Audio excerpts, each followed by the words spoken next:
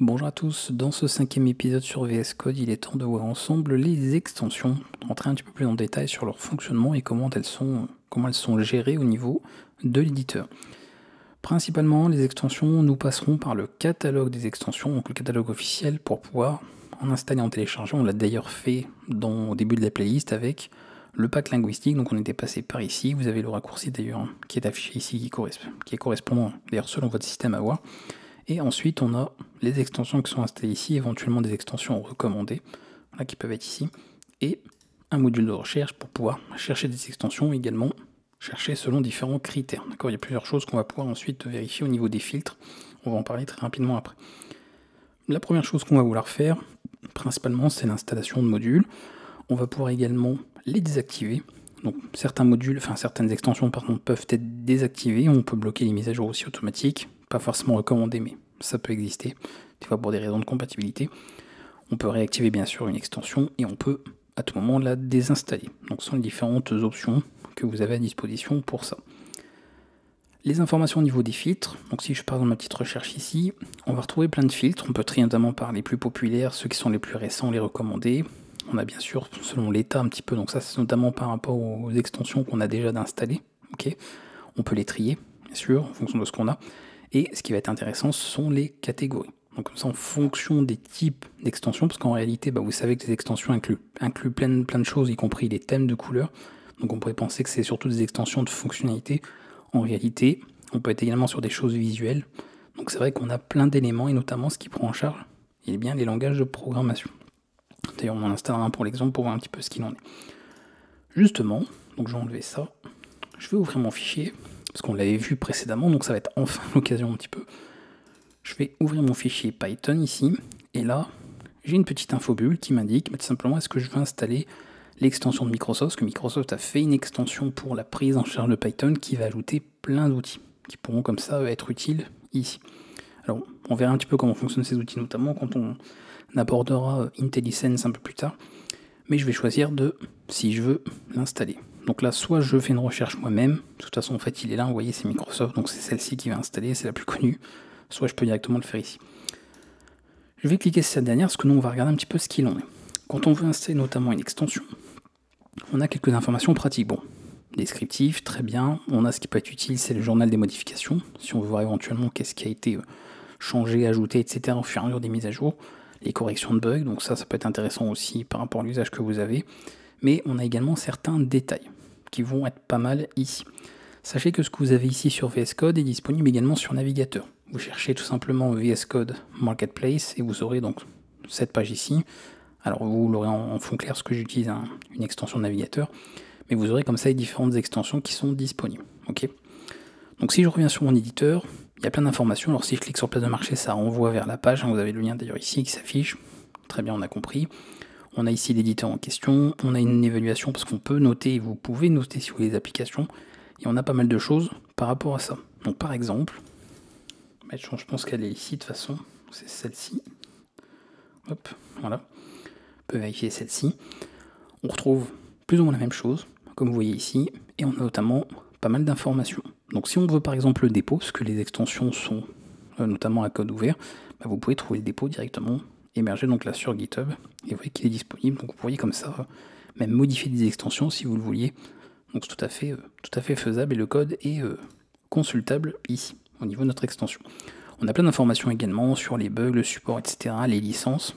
Dans certains cas ça peut être utile. Alors, généralement il y a Microsoft qui a fait une licence, notamment pour certaines extensions propre à VS Code, mais vous voyez là par exemple c'est la licence MIT, donc c'est pas forcément toujours le cas, donc il faut voir en fonction, et c'est bien d'avoir ce genre d'informations là aussi. Donc ça ce sont les informations classiques, d'accord, licence, etc. Bref, on comprend bien que vous retrouvez des catégories, différentes informations, et au niveau, ça que je l'ai pas dit, notation, on peut cliquer là, on a les différents avis, d'accord, qui ont été donnés, et vous pouvez vous aussi donner un avis, voire même relever un bug, parce qu'on a par exemple cette partie là.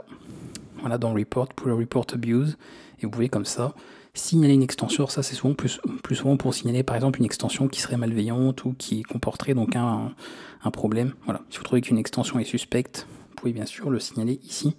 Mais on va également parler concernant l'aspect sécurité des extensions.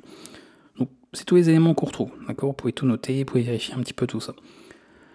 Justement, au niveau de la sécurité, parce que c'est quand même le point important au niveau des extensions, vous remarquez que certaines vont évidemment être validées, approuvées, sont réputées pour être suffisamment vérifiées, etc., fiables, et qui ne comportent pas a priori de problèmes de sécurité. Mais comme toujours, comme ça vient de l'extérieur, il faut faire attention un petit peu à ça. Généralement, il y a quand même des outils de sécurité qui sont mis en place pour vérifier qu'il n'y a pas de malware, ce genre de choses. Donc il y a quelques systèmes de sécurité qui sont mis en place en amont pour ne pas que c'était n'importe quoi.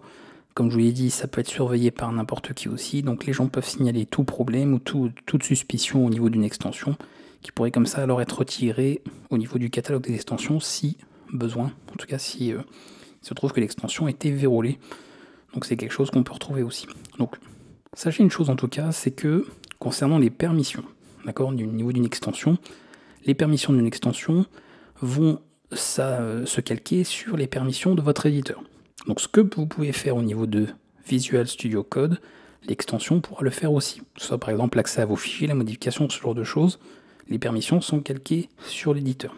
C'est pour ça d'ailleurs, si vous vous souvenez dans l'épisode précédent, qu'en mode restreint, notamment quand on a le mode restreint qui est activé, eh bien les extensions, elles sont soit désactivées totalement, soit elles ont un usage très limité, d'accord, qui est contrôlé parce que elles peuvent justement avoir des permissions sur la lecture, la modification de fichiers, et bien sûr, pour des raisons de sécurité, on ne peut pas autoriser ça par défaut si on est dans un mode sécurisé, notamment le mode restreint de VS Code. Donc on peut retrouver comme ça ces différentes choses.